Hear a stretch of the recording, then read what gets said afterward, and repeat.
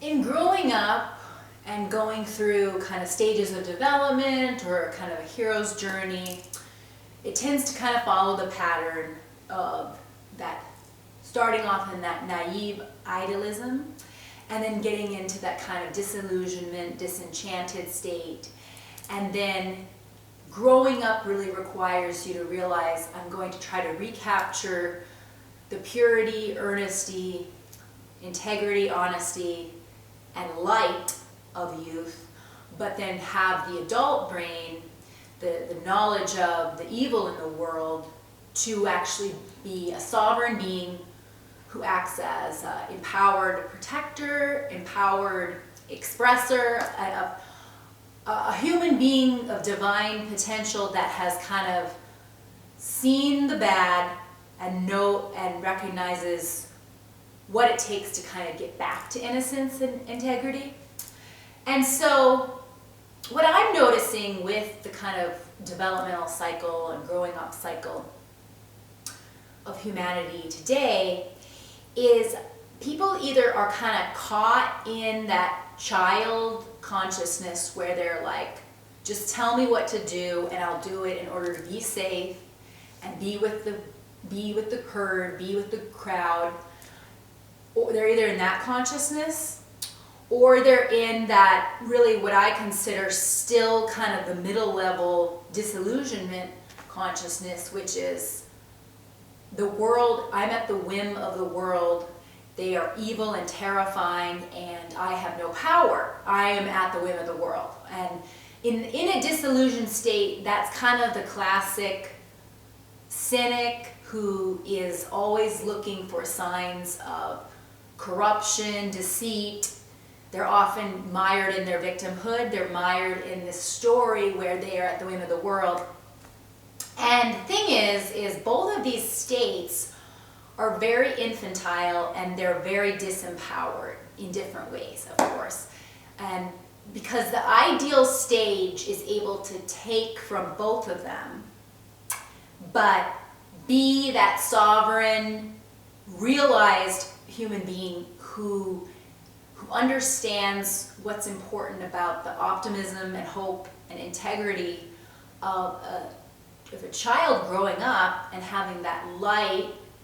And then they also know, though, that they're not just completely, easily manipulated and walked over, so they've got just enough of that cynic, that disenchantment, that disillusionment to be nobody's fool. But not in that case where they're assuming the worst in everyone, and not in that case where they're almost, inert because they're so caught up in the evil. So it's getting to a point of kind of radical action, of acting, of being expressive, and of seeing both. Because also I think the stage beyond those stages in adulthood is being able to step into both of those sides and kind of seeing yourself in it. Like when you're kind of past both of them, you will look at yourself through times of your life where you've been in that just tell me what to do kind of state, and then you also can look at yourself when you've been in that what's the use kind of level of that futility, right? And you kind of go back down into those kind of infantile stages when you're getting in that. Whenever you get in a point of being triggered or fearful or caught in the chaos, you go down those developmental stages back to those because you're scared, right? And so how do we navigate these stages and have self-awareness? Because the truth is so many people are in these stages of development, but they're not aware. They wouldn't classify it as such. Everybody thinks that they are too smart to be duped, and they all think that they all kind of have that I'm in control of myself. I know who I am, and don't you dare tell me what I am. And a kind of, I'm one of the few people that doesn't get cognitive dissonance. That's the other group. And that's a trap that is also part of these developmental stages. Because once you're past, when you're an adult, you see, I can go through the spectrum of these stages, and it's because emotional manipulation can use my triggers, my wounds, my traumas to control me. They know that aspect.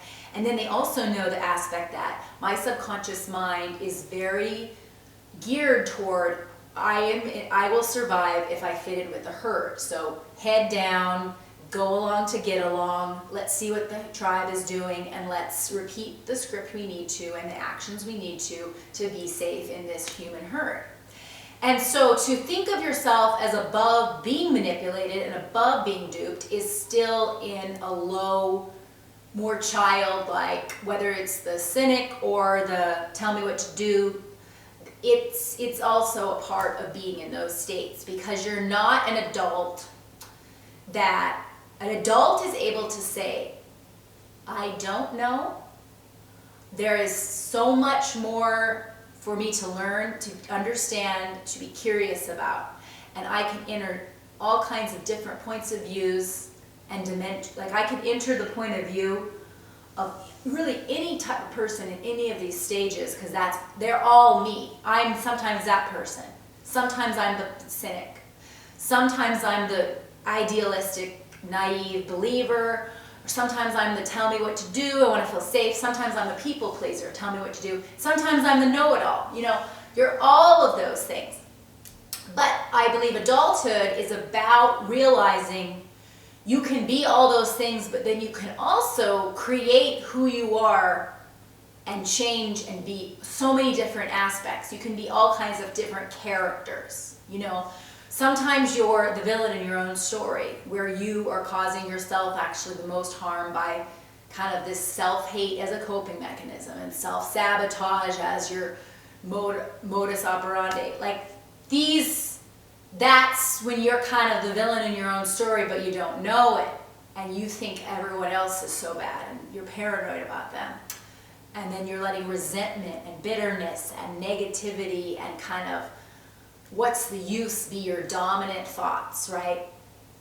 And then when you're kind of regressed in that child state, you're always kind of thinking that somebody else is the key to or somebody else will tell you what to do. You're almost caught in that public school system state of reflexive obedience, where you're like waiting for permission, waiting for the teacher to tell you, waiting for the government to tell you when you're allowed to open your business again and when you're allowed to be in the normal world. You know, waiting for, kind of looking at the TV as the kind of, this is reflective of reality and the majority and the human herd. And so what we need to kind of do is be aware that developmentally, on a human level, we're actually in regressed states. We're in easily controlled states. We're in reflexive obedience. We're either marinating in victimhood and blaming and shaming others because we feel so powerless and depressed and kind of cynical. And then we're in the state of just kind of being like so debilitatingly people-pleasing that we need that safety of someone telling us it's okay, and kind of having little rules that, even though they might not logically make sense, like the rules that we got as a child, we go along with it, you know. Adulthood is getting out of the limbic system, getting into the frontal lobe, because the limbic system is so dominated by your fears and emotions that you are only thinking, what can I do to feel safe now, to say the script, to be safe in this human society. And your frontal lobe can assess the risk in a long-term consequences, long-term factoring. That's why you need to, and the thing about our current control grid is they keep us in these kind of childlike states by keeping us in our limbic system, by a lot of different poisons. Because but the characteristic of all these different poisons is that they keep our body in that fight or flight adrenaline state, which means our limbic system is on high alert, and we are not as rational or even neutral or in any of that long-term risk assessment type. That part of the brain, because think about it, when you're in a fight or flight scenario, your brain is purposely shutting off certain elements so that you can maximally survive by acting fast. If you're assessing a million different scenarios when a lion is coming at you, you're not going to react fast enough. If that part of your brain that can assess like all of these different rational kind of, if I do this, what will the lion do? If I do this, like that's why that system exists. But the reality is in our control grid, we have different poisons that are activating that on purpose. What are these systems, or what are these poisons? One of the poisons is alcohol. Alcohol gets you, and everyone knows this intuitively, because what kinds of things do you do when you're on alcohol? Are any of them risk assessment, long-term consequence? Do you see that any of those factors are involved when you drink alcohol? No, you're very short-term pleasure.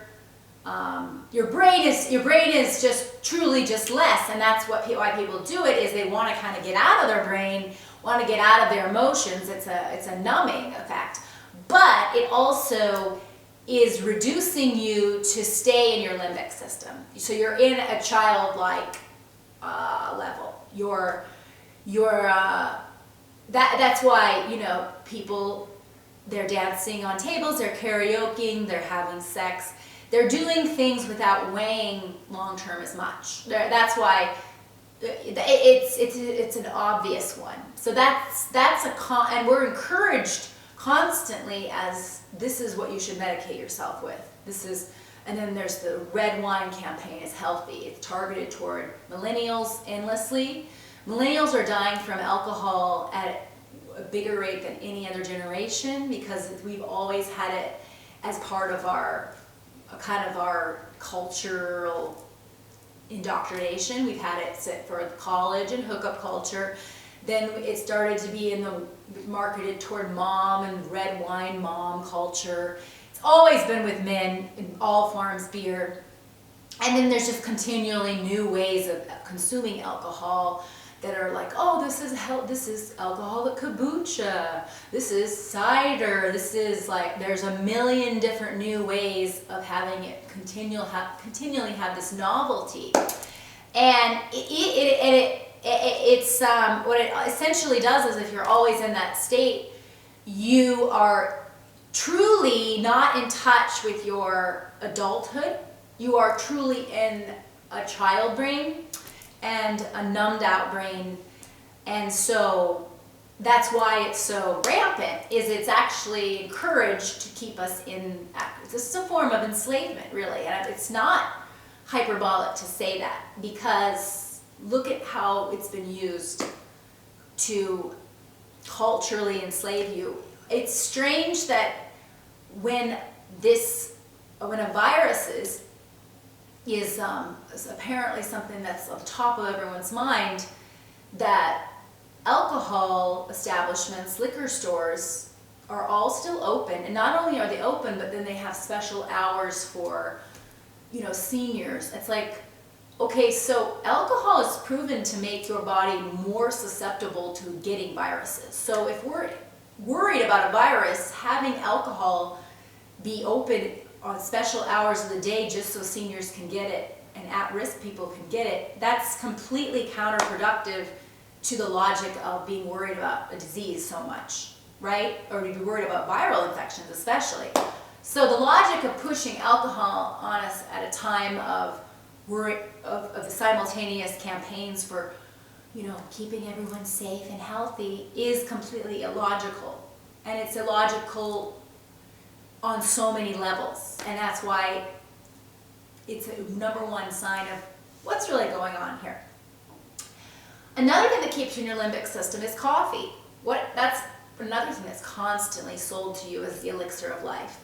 Coffee the reason why you have a perceived energy uptake is because coffee, when it enters your system, you immediately go into adrenaline, fight or flight.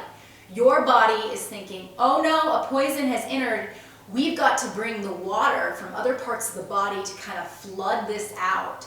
So coffee is dehydrating stores of water in a lot of your parts of your body, and then it's trying to actually just flush it out and get it out. So that's why you pee quite quickly with coffee. It's because your body is trying to get it out. It is a threat. Now, yeah, you don't feel that. Their body's going to protect you from what's actually happening. You're feeling just this uptake of energy. You might feel manic, but then often later you will be dehydrated and depleted and drained. And you really notice this when you have a lot of coffee. I notice when I have a lot of coffee, I'll notice even like getting Charlie horses, kind of that kind of dehydration where you really notice that level of just depletion. And so coffee, even though it is constantly upheld as how you start your morning, and there's a coffee shop on every block and like 70 different kinds, it's also actually a poison that keeps you in a limbic state. Now it's a little bit more fun than, like, both alcohol and coffee certainly seem fun, and they both actually though have similar effects on the brain. They are not good for your brain, and they are not good for your long-term thinking and assessment, your risk assessment. So there's a lot of perceived like heightened intelligence, but actually it's been found when people do brain scans before you've had coffee and after. The brain scan after having consumed coffee, there's so much less blood and activity going in the brain. Like that has confirmed that caffeine, it's just like alcohol. You feel more energetic and bubbly sometimes when you're dumber. And so these are poisons that keep you in a limbic state. So when you look at everybody that seems like they're in a childlike state, they're also probably regularly having caffeine in the morning, and then they're having alcohol at night, and they're just living in that constant paradigm that they're being, and it's not anyone's fault. I was in that too. I loved caffeine and I loved alcohol. I was completely into both of them, and I was even worse than coffee because I liked energy drinks. So I'm not talking from a place of, I'm talking from a place of completely understanding, but then coming out of that fog and learning more about it, and that just being an epiphany to me that has helped me and that I hope can help you, because staying in that numbed out, distracted, childlike state opens you to being more mind controlled. And we see this because everyone is more of a child than we probably, I mean, you look at adults today, they are truly in a very, I need somebody to tell me what to do in order to know. I'm waiting for somebody to give me permission to open my business or to do that or this. And then there's also, and if everyone was more of an adult brain and in the long-term thinking and the rationality, and then kind of being stronger above being emotionally manipulated, we wouldn't be in this situation where we're kind of in mindless reflexive obedience land, right? And it's all about this kind of child brain and getting a hold of that. And the other thing, of course, that you won't surprise you, the other poisons are, of course, sugar. That affects your, I mean, all of these things, it's hard to avoid them all, right?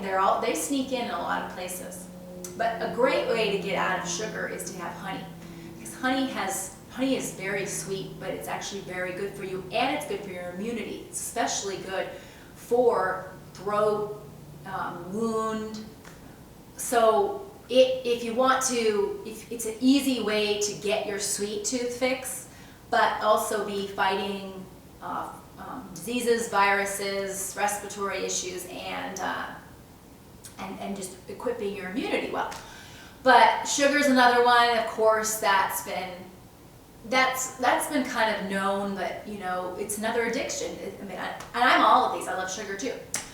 But But I've gradually been able to get away from sugar. I think honey has been a fun replacement, and then I also find that like just having more fruit, you get that sweet tooth fixed, and then you're fulfilled truly. You're not just looking to have this kind of void filled.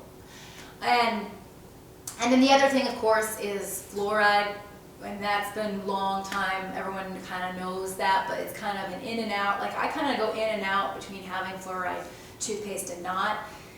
And then now I've been sufficiently scared enough to not use fluoride, because honestly, when we're in this kind of time period, I'm trying to keep my brain at its maximum capacity, because I've poisoned it for so many years that I've got to really make up for it so it can be in its optimum level, because I've already been in like fluoride, sugar, alcohol, and caffeine land for so long that I can't be risking ruining it and poisoning it anymore, because I want to be an adult. I don't want to be a numbed out kid. I don't want to be marinating in victimhood or in what can I do, who can give me permission to live. And so these these are all part of growing up as too. And so having this kind of regressed adult that is living for the weekend, living for the after 5 wine, then waking up and immediately having coffee and then a donut. It's perpetuating the state of childlike development, and not childlike in the bad way, but childlike, well, it is child. I mean, I just mean a consciousness that is kind of still very, not just limbic, but even that kind of theta state of just waiting to be told what to do. And kind of, I need to have these rules in order to live my life, or I need to know who's the bad guy, and then that's the person I blame and shame and scream at.